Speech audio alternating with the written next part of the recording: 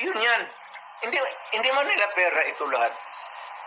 Ito ang problema ngayon. Gastusin nila ito, naiwan what is left from the original na ano nila.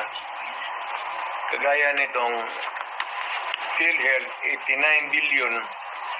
Ang naiwan ay 29 billion na lang. So, kung walang pera, anong gawin nila? Maghiram. But they juggle. Foreign balloon. money. Wala na silang majagol dyan. Ano ba jagol-jagol? Tignan mo, bakit ang majagol? They transfer them, di ba? From private to government. Hindi na ito, hindi na kailangan i-jagol. Nandiyan na sa kanilang kamay. Ano pa jagulin nila yan? They would spend it. Ayuda. Hindi na may jagol mo yung ayuda. Will you initiate the filing of charges? Will you initiate the filing of